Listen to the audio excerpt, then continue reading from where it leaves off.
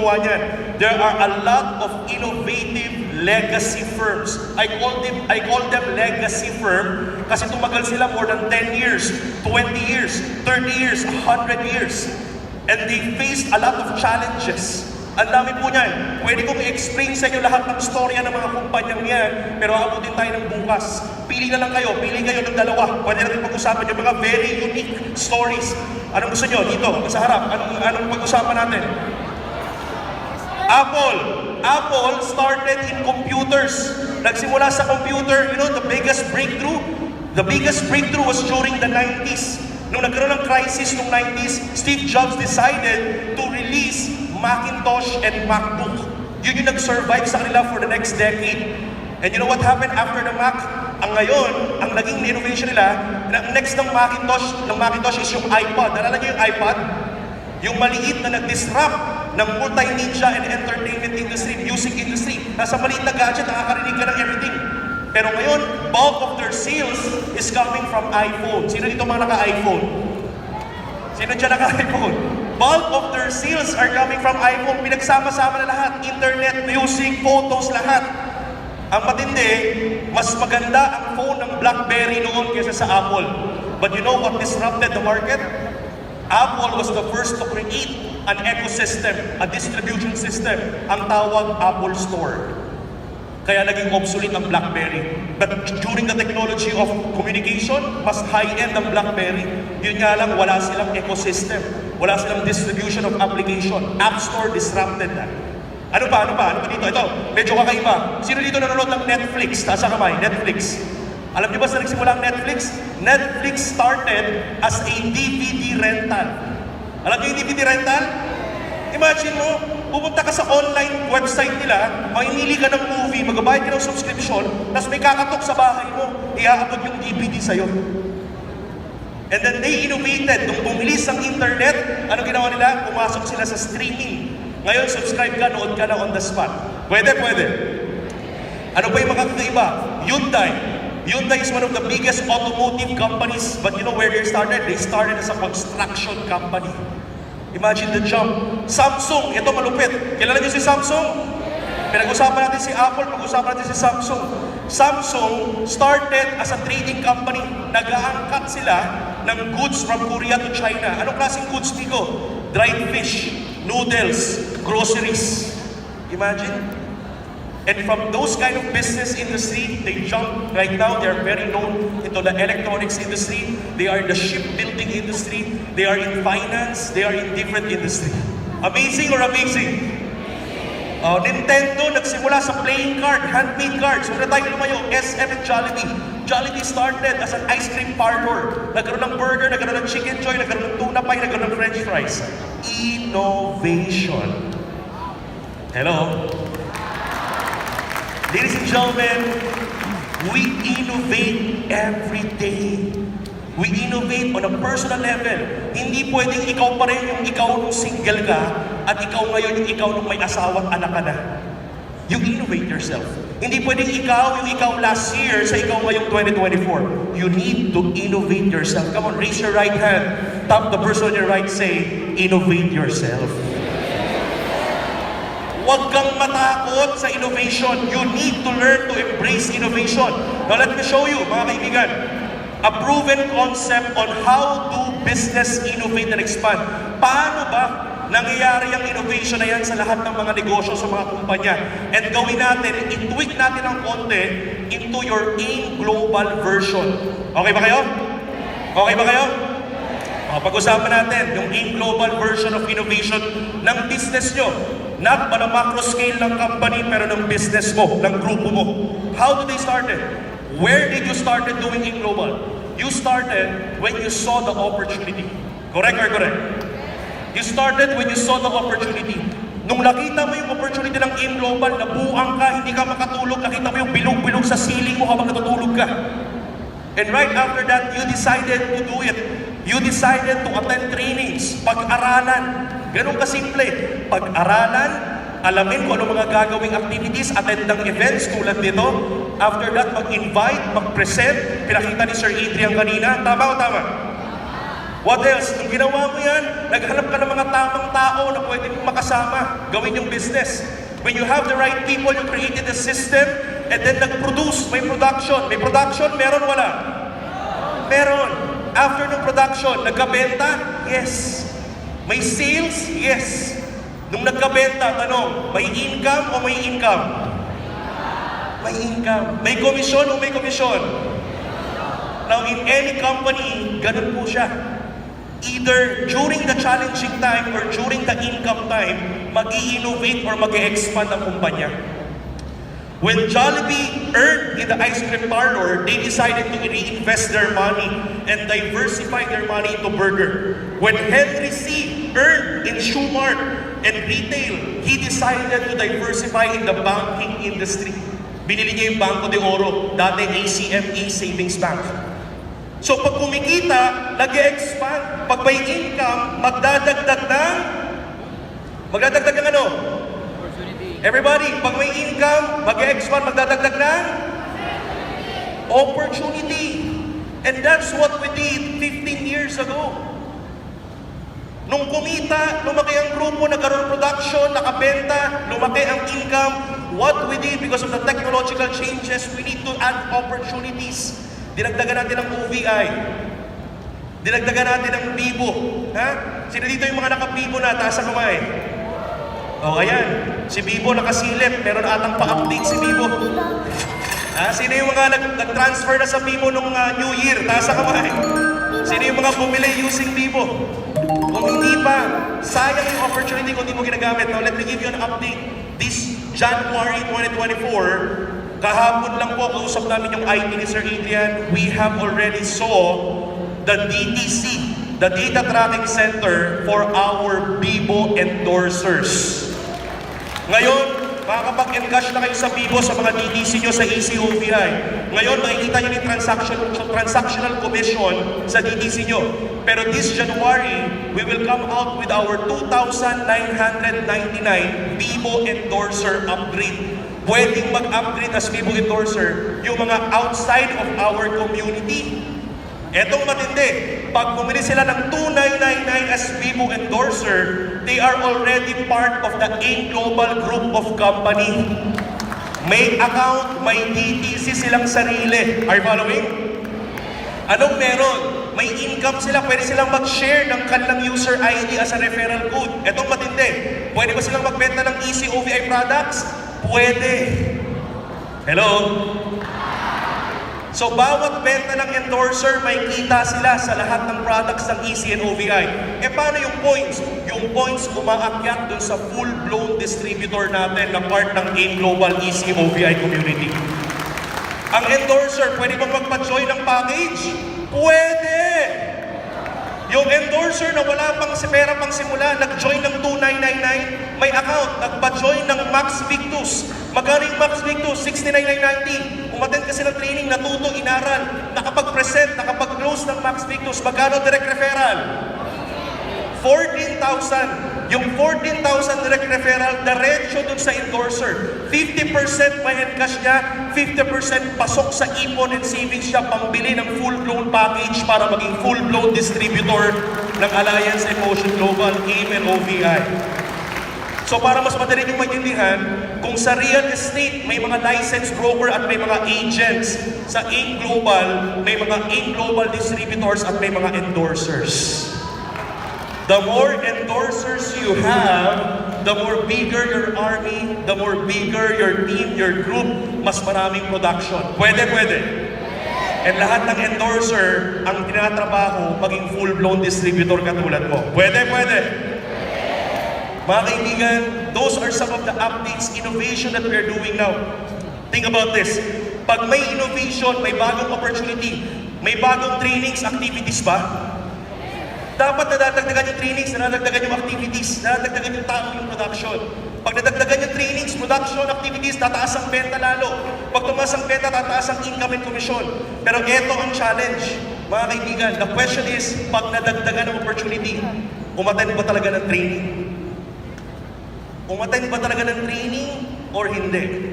Sino po dito yung naka-attend na ng OVI Seal Pro Mastery? Nasa kamay. Thank you for being honest. This is not to put you on the spot, but this is for us to realize something kasi nasa training po tayo. Hello? Sino po dito naka-attend na ng OVI Fit Pro Training? Taas sa kamay. Sino yung mga umattend ng LS 3.0? Taas sa kamay. Thank you for being honest. Mga kaibigan, pag nagkakaroon ng mas maraming opportunity, di ba dapat lalong mas inaaral? Di ba dapat lalong mas dumadagdag ang activities, dumadagdag ang tao production? Now the question is, Nico, pag bumabayan, imbis na dumami ang activities, lalo pang kumonte, tendency lalo kukonti ang benta, lalo kukonti ang income. Now, Bigo, ang question ito gusto naming aralin pero parang naguguluhan ako, sayang yung opportunity. Bakit? Kasi naguguluhan, hindi ko na kaya yan, nalilito, it's too much for me. Ang dami na masyadong opportunity, dami na binibenta. Now, ladies and gentlemen, today, this 2024, we want each and every of you to break through from this, to break free from that mentality. Gusto naming i-remind at ipaalala sa inyo that no one is stopping you to be, do, have. No one is stopping you to be who you want to be and what you want to be. No one is stopping you to innovate yourself. Ikaw lang ang kalaban mo. Hello? Mga kaibigan, the only question is, paano natin gagawin to? Now let me show you how, mga kaibigan. What, why, and how. How to maximize innovation. Simple lang. Mga kaibigan, what you need to have is to identify your anchors. Pakisabi nga, anchors. Kaya tayo natatakot mag-innovate, natatakot sa pagbabago, natatakot sa mga changes kasi wala kang anchor. Para saan ba yung anchor? Ang anchor ginagamit sa barko para pag maraming alon, maraming wave, hindi ka madadala. Pag magulo yung nangyayari outside of your environment, you know where you are. You have an anchor. Mas mabilis naman mag-innovate, pati grupo mo. Are you following? Now let me show you what are the anchors you need to have. Number one anchor natin, you need to identify your core. Pakisabi nga core. Kailangan may core ka. Mapa-OVI yan, easy yan, food supplement yan, franchise division or Bibo yan. Dapat alam niyo yung mga core skills natin. Alam niyo yung mga core principles and values ninyo. Let me give you an example. I love this story. This company called Faber-Castell. Simple ito pamilyar sa Faber-Castell company. Tasa kamay. Wow! Ha? Ano tong company to? This is a pencil industry company. Started when? Imagine mo ha, 1761. 225-year-old na itong company to, kaya very inspiring. Mga kaibigan, 225-year-old, mas matanda pa to sa kahit sino nasa kwartong to ngayon. In fact, it's older than the US Constitution, older than the Philippine Constitution. Kaya nakaka-inspire. 260 years na kumpanya. Dan anong matindi dito? They started innovating. Yung pang 8th generation CEO nila, you know what he did? Ang ginawa po niya nung nauso yung calculator on the 17th century, what he did was bumaba yung benta. Kasi dating ginagamit ng mga tao pang-compute, lapis. Pero nung nauso yung calculator, bumaba ang benta ng 35%. Most of the employees here, matatagal na. Family business. Takot sa innovation. But you know what the CEO did? Si Wolfgang Anton. You know what he did? Count Anton Wolfgang. Ang ginawa niya, tumalon from pencil industry, the same core, pero tumalon to cosmetics. Ha? Anong cosmetics? Paano nangyari yun? Tanong ko, sino po dito yung naniniwala that kilay is life? Tasa ka. So nakita ni Count Anton Wolfgang that during the 17th century, yung mga babae, ginagamit yung graphite pencil pang kilay. So sabi niya, bakit hindi tayo gumawa ng product pang cosmetics? Ipa-approve natin sa FDA, gandahan natin yung research para healthy sa mukha, sa makeup. Now, Faber-Castell have a high-end cosmetic brand and that innovation sustained their company in the next 10 years, in the next 20 years, in the next 30 years, in the next 40, 50 years. Ngayon, may high-tech na, may cellphone na. Sino mo bang gagamit ng pencil? Ba't ang lakas pa rin ang benta nito? Bakit nakatayo pa rin sila? May gumawa silang product, ang tawag Companion for Life product. Ano yun? Companion for Life, kasama mo lagi. Ano yun? Naggawa po sila ng mga coloring book tsaka coloring pencil. Kasi kahit mo nagsa-cellphone ka, pag nag-color ka ng ganyan, it's a therapy.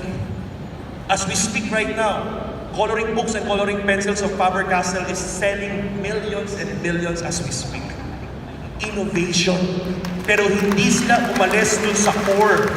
Ikaw, ano bang core mo sa business? Ang core mo, pag-aralan yung produkto, pag-aralan yung negosyo, i-promote, ibenta, ituro, i-training, pagpalaki ng grupo, to build, to grow, and to keep, to invite, to present, to follow through, to close, mag-alaga. That's your core. Huwag kang aalis sa core. If you have your core, kahit anong produkto, kahit anong division ilabas ni Doc Ed ng management, when you know your core, hindi ka malilito, hindi ka maguguluhan, sigurado mo maximize mo ang 2024. Sa'yo ang 2024. Remember, to embrace life's positive change, identify your rock-solid core that will never change. Very ironic, para pa na magbago tayo effectively, kailangan alam mo kung anong hindi magbabago sa'yo. Para mas magandang pagbabago ng buhay, dapat alam mo muna kung ano ang hindi pwedeng magbago sa'yo. If you initially know that, you will not be afraid to innovate. Are you following? Second core, your belief. Pakisabi nga, belief. O, alam nyo to. Kaya ito ang tema natin for this year, 18th year. I believe. Pakisabi nga, I believe. Naalala nyo to? Bakit ba bumaba ang benta?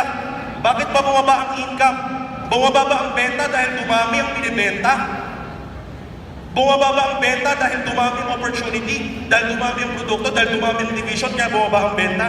Bumaba ang benta, bago nangyaring bumaba ang benta, bago nangyaring bumaba ang motivation, ang training, pag-attend mo ng events at activities, bago bumaba yan, may nawala muna. Ano yung unang-unang nawala bago lahat yun? Ang nawala yung belief mo sa sarili mo. Kaya may term na naguguluhan, nalilito. Kasi nawala yung belief mo sa sarili mo, kaya mong pag-aralan ng kahit ano. Nawala yung belief mo sa grupo mo, na yung grupo mo kayang maging creative. Nawala yung belief mo sa kumpanya, sa ginagawa natin, sa nagpapatakbo nito. Nabawasan yung belief mo noon na sobrang taas, iba na yung belief mo ngayon. And that is why we want to clear out today, this year, 2024, ang tema natin is to believe. Pakisabi nga, believe. Kasi pag malinaw ang paniniwala mo, pag maliwanag ang vision mo sa gustong mangyari ng kumpanya at mangyari mo sa negosyo mo, sa innovation natin, pag maliwanag ang belief mo, hindi ka matitinag. Sigurado, atin ang 2024. And last but not the least, mga kaibigan, your purpose. Pakisabi nga, your purpose. This is a very powerful anchor para hindi ka malito, para hindi ka maguluhan. Sinabi ka rin ni Sir June, sinabi ka rin ni Sir Adrian, importanteng alam mo yung motibo mo, alam mo yung intention mo, alam mo kung bakit ka ba nandito. Are you here for yourself? Andito ka ba? Are you doing what you're doing for yourself? Or you're doing what you're doing for the people around you? Are you here for yourself? Or are you here, you're doing what you're doing for the people you love? You need to ask yourself, this year, taker ka ba or giver ka? You need to decide today. Bago magsimula yung taon, kailangan i-commit mo. Ano ka ba ngayon? Kapit ka ba? O giver ka? Serving ka? Sino sa kwartong ito yung magko-commit that this year, I will be a giver? Taas sa kamay. You know what? If you are a giver, binanggit ka rin ni Sir Adrian, let me borrow this principle na dala-dala namin, ang tawag namin ASH. Pakisabi nga ASH. Assist, serve, help. Pakisabi, assist, serve, help.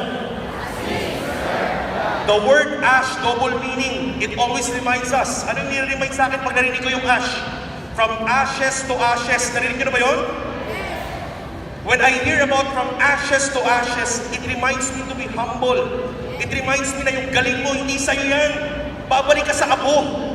Lahat tayo, babalik sa abo. From ashes to ashes, yung galing mo, may nagbigay sa'yo yan. Are you following? Yung alam mo, may nagbigay sa'yo, may nagbato sa'yo yan. Mga kaibigan, assist, serve, help, it keeps us humble. When you remember from ashes to ashes, it reminds us na maikli lang ang buhay. So you need to create an impact while you are here on earth.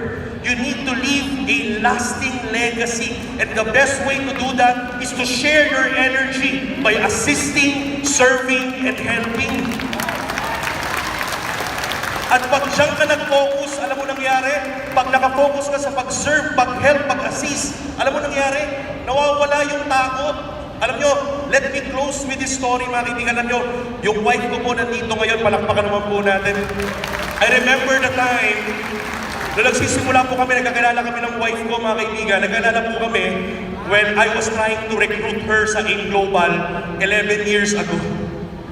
And alam mo, lagi niya sinasabi sa akin, pag nag-drive kami, sabi niya sa akin, hindi kasi yung katulad mo, magaling ka magsalita, magaling ka mag-explain, magaling ka magpaliwanag. Ako hindi ako magaling magbenta. Alam mo, sabi sa kanya, sige, tingnan natin, subukan natin. Lagi ko sinasabi sa kanya, you are limitless, kaya mo yan. And you know what? Alam nyo, mahilig po kasi kaming mag-explore. Magpunta ng mga restaurant, winery, bar, high-end man yan or low-end. Yung mga kantong masarap yung pares, yung mga kantong masarap yung sinigang, yung mga dinadayo. Sino dito mahilig magkumain sa ganyan? Alam nyo, lagi kami mahilig ganon. Kaya anong nangyari, pag nasa mga reunion kami, family and friends, lagi siya nagkukwento. And the way siya magkwento, alam nyo, sobrang excited niya lagi. Kasi po nagkukwento siya, alam mo, sarap ng pares doon, it melts in your mouth. Ang sarap ng sinigang, sobrang asim, grabe ang sarap. Pag nagkukwento siya, sobrang excited, hindi niya iniisip yung sarili niya. Ang focus niya, ma-experience yung taong kausap niya, yung kinukwento niya. Sino po dito yung naka-experience na ng ganon? Sino dito yung may pinupuntahan laging lugar, tapos may kakwentuhan kang kaibigan, na alam mong magugustuhan niya yung lugar na yon, na pag nagkukwento ka, sobrang umaapaw ka sa excitement, passion at saya. Taas ang kamay. Sino sa inyo naka-experience na nun? Taas ang kamay. Mga kaibigan, that experience is what Ash is really all about. Lalabas yung potential mo pag hindi ka nakafocus sa sarili mo, pero nakafocus ka sa kausap mo. Nawawala yung takot, nawawala yung inhibitions, nawawala yung limitations. Kasi mga kaibigan, you're focusing on the person you are talking to. Are you following? And today, this year, mga kaibigan, that's our challenge to you. To overcome fear, AIM Global Family, let's be more selfless, let's be more sincere, and believe in your innovative best. Thank you very much. This is Miko Imson, your VP for Innovations and Collaborations. Mabuhay po tayong lahat. Happy New Year!